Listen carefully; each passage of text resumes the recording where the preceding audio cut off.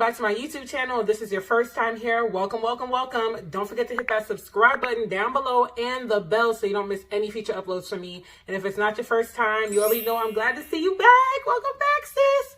All right, today I am doing a get ready with me, and I'm sure you guys are wondering like what's going on with your head, but this is what we're going to be doing today because my makeup is already done. If you want to see how I achieved this look, go on my Instagram page. The link is down below. I have a video that I put up on Wednesday, step by step, so you can see how I got this. I think it's fun, a nice little blue, eyeshadow look, spice it up a little bit for spring. I love to just play around with bright colors because people feel like darker skinned women can't wear bright colors, and you can. You just got to know how to do it. But nevertheless, I'm going to be straightening my wig while I tell you guys a story time, because I was like, let me just go ahead and cut on the camera and talk to them while I straighten this wig and get this wig together. Plus, y'all can see how I do it. And it's really simple to straighten a curly wig because honestly, it was just getting old wearing these curls. The thing with wavy wigs is that after a while, or curly wigs, after a while, they just don't give you the same pop. But particularly wavy wigs, they can be hard. So I'm going to be looking down at my mirror here and looking at myself in the screen and between the lens here. So you guys already know the drill, but today I want to talk about, or tell you guys my story time about how I almost fought the baby mama, y'all. And these stories that I tell you guys are always like throwbacks, like this story was highly voted on my Instagram a couple months ago. And I told the how I found out he cheated story first because that one was really, really highly voted on. But this story and my pregnancy story were like pretty much neck and neck. So at some point I would tell my pregnancy story. Where's my hair clip? I had another one. Okay, here we go. At some point I would tell my pregnancy story. Maybe this month, you never know. It just depends on how the schedule goes and everything like that. But I got nothing but time, so y'all probably gonna hear a lot of stories. But yes, sis. Okay, go ahead and pour you up a beverage. Go ahead and get you a snack, and let's get into the story. So this story happened, honestly, it was either 2010 or 2011. I can't remember the exact year, but I know I was living in Bowie, so it had to be 2010 or 2011, but early 2011. But I went on, I'm trying to think of the site that I met this dude on. It was some website. I've done a lot of online dating. I've met guys in person too, but I feel like most of my dating has been online. Not even feel, now that I think about it, most of my dating has been from guys I met online. Like, it's just how it kind of goes for me. But nevertheless, I was on some dating app. I want to say it might have been Plenty of Fish, to be honest. It might have been Plenty of Fish, because that's just, this story is something you would hear on that, from that app. But we'll just say it's POF. So I went on POF. And I'm talking to guys, the usual thing. And I meet this guy. Let's see, what can we call him? We'll call him Tim. So Tim sends me a DM before it was called DMs. And he's just like, the typical, hey, beautiful, how you doing? Blah, blah, blah. The same thing that we usually are used to hearing, right, on these dating sites. So I'm like, okay, he's not bad looking. He lived pretty close to me, which I was impressed because when I lived in Bowie, there weren't many people that lived near me. Like close enough. I don't know what's up with dating sites, but it's like you always get matched with people like across the country. It seems like you could never meet anybody in your neighborhood. And so that's what happened a lot of the time. So when I saw he was local, and when I say local, I mean like he was literally about 10 minutes away from my house. Like I could get there in a hop, skip, and a jump. Let me fix this alignment. Especially because I was still going up to my college at the time, and I went to University of Maryland, Baltimore County, and I used to take that road. I used to take 197 to get there. To avoid the traffic on the Parkway, and he lived right off of 197, and I used to go there to hang out with my friends and stuff. So we exchanged numbers, and we arranged to go out on a date or something like that. And I always wondered why I would never like catch him at home. Like every time he would talk to me, he would either be at work, like on the way to work, at work, or on the way home from work, or he would be like hanging out with some friends or something like that. But he would never call me when he was at home. As soon as it would be the time where you can assume he's in the house after his work shift, it's like all of a sudden, oh, I'm so busy, or I got to do this, or oh, I fell asleep. Every single night you came in and you fell asleep, sir. Like, come on now. That don't even make sense. So, being young and giving people the benefit of the doubt too much. I'm like, okay, yeah, that could make sense. You know, he probably fighting traffic, because I do have to say he worked at George Washington University.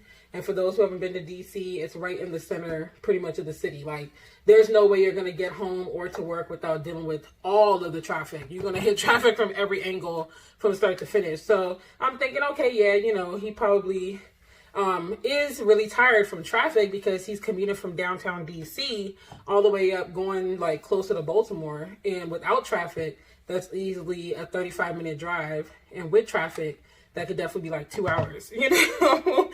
And I just let it slide. So then I can't remember the first date we went on, but it wasn't even really a date for real, for real. This was like on some, you know, let's go grab a bite to eat, we go Dutch, and, you know, we just chill in the car and talk type of thing. It was kind of haphazard, so that's why I say it wasn't really a date. It's not like we really planned it. Like, okay, we're gonna go out this day, we're gonna do this, that. I think he legit like hit me up one day and was like, oh, let's meet up, and I was like, okay, cool. I just happened to be free, so that's what we did. And so we met up. We're chilling in the car, doing our thing, whatever. And, you know, his phone keeps going off, and every time his phone goes off, he looks so nervous, like beyond nervous, you know? And I'm just like, why do you look so nervous? And then he suggests that instead of us sitting like in the parking lot of the restaurant and talking, because we weren't far from where we both lived, and remember I said he lived like 10 minutes from me, he was like, oh, let's go to this back road. Because when I lived in Bowie, I was like more near Bowie State University, and so there's a lot of farmland there that belongs to USDA and stuff like that, or just like open farmland, you know, and there's like some side roads, some people live off of them and stuff. So he was like, oh, let's go chill by the farms and just park there and chill. So I was like, okay, cool. So I know it sounds like, girl, what the heck? Why would you go chill by some farms? But people legit used to like park on those side roads in the residential neighborhoods and just chill. Like, it was just the thing to do. So it didn't alarm me. It wasn't like my sensors went off like, wait a minute, why are you trying to, you know, take me to the farms? And so we're sitting there talking, you know, we end up making out and stuff. And this is before I was really taking like my purity seriously. You know, young ladies, I know some of y'all watch me. Like you know, I always say, if you can save it, just save it. Because a lot of the stress that comes with dealing with these bammers is not even worth it just for you to say that you're having sex, you know. So let's save our goodies and save it for someone who really, really matters, because, and really is worth it, you know, because a lot of these dudes ain't really worried about you like that. They just want the goodies, for real, for real. But anyway, so we're making out, doing our thing, and then he goes home. So I remember a couple of days past, we're talking the usual, and I'm just like, why don't you, I think I brought it up randomly, like, why don't you ever hit me up when you're in the house? Like, what's up with that? Every time you hit me up, you're like on the go. And he was just like, oh, I don't hit you up because my house be kind of noisy, and I live with my mom, and this and that, the third, and blah, blah, blah. So I'm just like, okay, I live with my mom too, and my house is noisy too, because he told me that he was the only child, and it was him and his, he didn't even tell me he had a child. He said it was him and his mom in the house. He did have a daughter, which is what I'll get to in a second. So I'm just like, okay, if it's you and your mom, and that's it, I'm sure my house is noisier than yours, because it was 5 of us in my house, and I'm always on the phone in my house. So I just let it slide, because again, trying to be good, you know, understanding potential girlfriend. And ladies, never ignore your intuition. Like, young ladies, don't ignore it. It's most likely gonna be right, you know. So I let it slide. And so I remember one day I was coming back from UMBC from hanging out with some friends, and I was like, let me see if I could just stop by his house and chill with him, you know, because that's how my house is. Like, my parents are always on some, like, you can come by, you can chill. They actually preferred our friends to hang at the house, because then they knew we were out of harm's way. So, or even people we were dating, like, that was just the thing. It's like, yeah, you can stop by, you know, open door policy. And I was like, let me see if I can hang, even if I don't go inside, because I know everyone's different. I can at least, like, you know, chill in your neighborhood. We could talk in the car and maybe go get something to eat. So I hit him up and I was like, hey, I'm not far from your house. I'm actually about to pass it. Can I swing by? Mind you, he had told me, I think beforehand, that this was his day off or something. So I was like, okay, he should be home. He should be free. And sorry, I'm wiping my nose, but this flat iron is making my room really hot. And I don't know what I'm saying.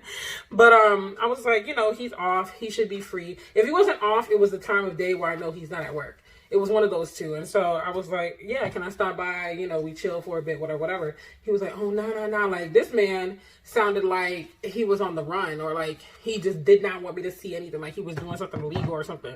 And he was like, no. Like, you can't stop by. This, that, the third. Like, he called me after I texted him. He was like, don't stop by. You know, because I knew the vicinity where he lived. And I guess he thought I would just pull up. And back then, I'm not going to lie, I would pull up on dudes if I felt they were up to something fishy. But, you know, I ain't had nothing but time, and I was about that life.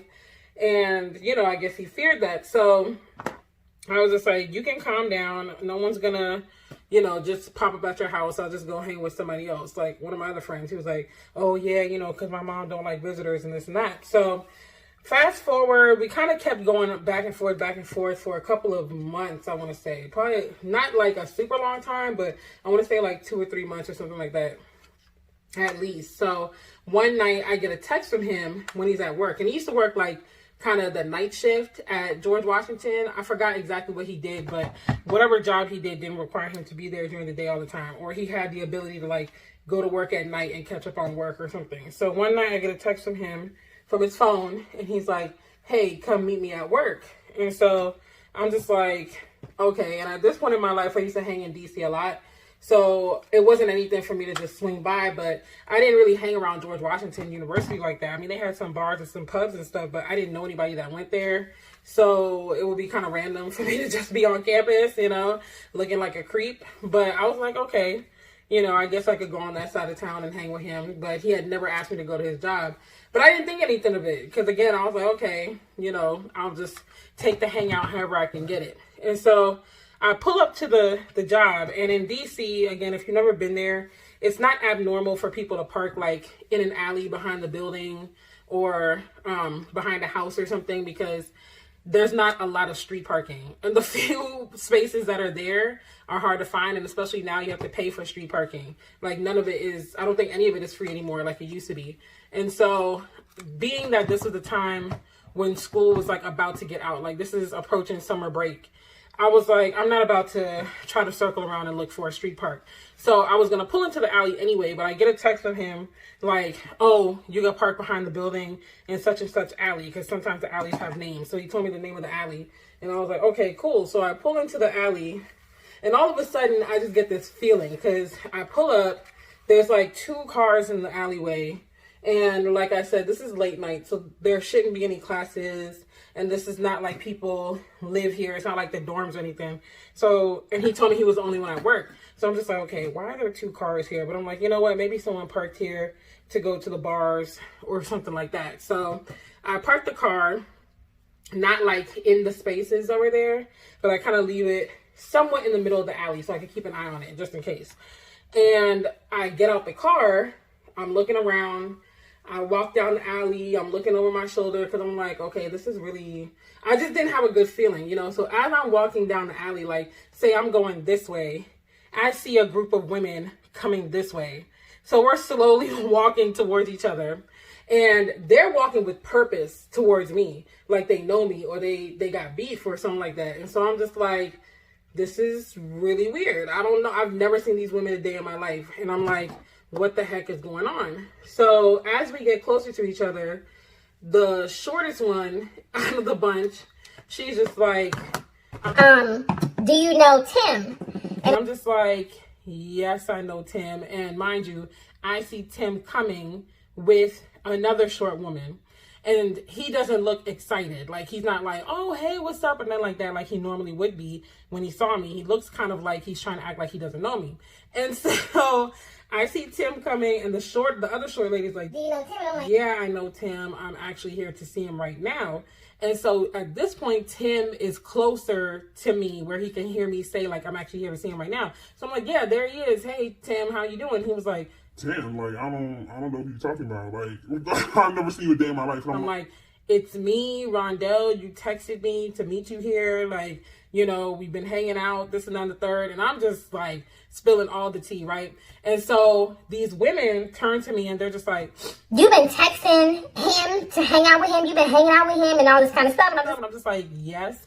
So the other short one that was walking with him when he didn't look like he wanted to be there, she turns to me and she's just like, you've been hanging out with my man and you shouldn't be doing that and you a homewrecker. And she called me all this stuff, like everything but a child of God, right? And so I'm just like, whoa, slow your roll, sis, slow your roll. First of all, I never understand women that get on the woman when their man is doing them dirty. You know, because from the way that she was walking and kind of like pulling him along with her, you could tell this was not her first rodeo catching him in the act of infidelity. You know, like you could tell that she's been down this road before. Maybe another alley approaching another side chick that didn't know she was a side chick or whatever and calling it a day. And so I'm like, I don't know why you're coming at me because I didn't have a child with you. You know, I'm not your man, honey. I did not know anything about this. You know, he didn't tell me he had a child because she's just like, oh, you messing with my man and this and that, the third. And we have a child together. What about our daughter? What about our daughter? And she's kind of going back and forth between him and me and calling me all these names and then turning to him and cussing him out and then turning back to me and cussing me out. And I'm just like, and then the other women that were with her were his cousins. I think most of them were his cousins, but one I think was her cousin or something. And they were like, oh, you didn't know that he had a woman and a child? I'm like, no, he did not tell me that. I'm like, I can pull up my cell phone right now and I can show you the text messages. I can show you the messages in the app. You know, I'm trying to explain all this stuff to them. And only one of them was really listening to me because the rest were ready to fight. Like, they were ready to throw hands. They were ready to go hard in the paint and just, I mean, honestly, beat me down until I probably could have died or something like that. And that's why it's so important, ladies, to like watch who you talk to and who you entertain. But, you know, they're just ready to go. And so the one sensible one is like, nah, I believe her. Like, I could look at her and tell that she's not lying. And I'm just like, yeah, like he didn't tell me anything about having a baby and a baby mama or a child's mama. Cause like, I don't do that. I don't even like entertaining men that got a lot of women eyeing them down. Like, even if they're single, they're not in an official relationship, but a lot of women want to be with them. I'm like, yeah, I'm gonna head out. Like, I just don't like a ton of competition. A little bit is cool if there's one other woman or whatever, but it depends on the circumstance. And 9 times out of 10, I'm just not willing to put in that fight because once I gotta fight for his attention, you're gonna be fighting the rest of that relationship. That's just how it works for me. So, you know, I don't do that. Once I find out he even got other women seriously interested in him, I'm like, I'm gonna head out. Let alone if he's with someone, I'm like, nah, I don't even like talking to dudes in a flirtatious way or too intimately if they got a girlfriend or, you know, they're married. Like, I try to respect when I send them text messages, if like we have to work together or it's a business relationship or something. I'm just that type of person because I know how it feels to be cheated on. And I know how it feels when you're constantly looking over your shoulder, wondering if your man is faithful or not. You don't have any hard evidence, but you got a hunch and you're driving yourself crazy. So I try to respect all relationships and all boundaries. And she believed me. So the other one started calming down. And then the baby mama turns to him and she's just like, is what she's saying the truth? Is what she's saying the truth? Did you not tell her? After I showed her the messages, so clearly I'm not lying, miss. But, you know, I understand you're upset.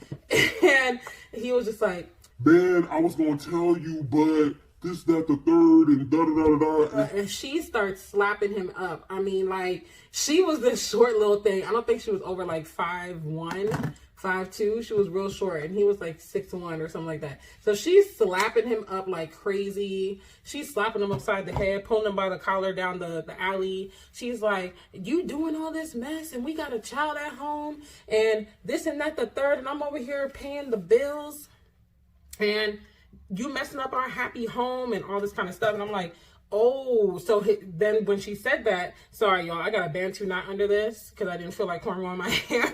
So it stuck it out under the wig. But as she's going off like this, one of the cousins turns to me and they're like, yeah, like he lives with her. So she's really pissed, as you can see. And I was like, wow, okay. I was like, he definitely told me he lives with his mom. And that's why he was acting so antsy every time I said, like, you know, can I just swing by and we hang out or whatever. They were like, wow, okay, that's grimy. And so then another cousin, after they calmed down, turns to me and is like, you know, you should really be cautious of when you're talking to these men. Like, don't don't trust everything they say. Do your research, this and that and the third. And so I was like, yeah, I definitely will from this point on. Like, because at that point in my life, like, I've always been an investigator type. I even worked as an investigator, a federal investigator at one point. So it's in my blood. It's in my DNA. I love to investigate and find out the tea. But at this point in my life, I was kind of like trying to give men the benefit of the doubt. I mean, you can say honestly, I was low-key being a pick-me in certain ways, because it's just like, I want to be seen as acceptable and understanding. I don't want to seem like, you know, I'm doing too much or whatever. And I was doing all of that for the wrong men. Like, I was giving too much trust to the wrong men. So needless to say, they basically came there to fight, sis.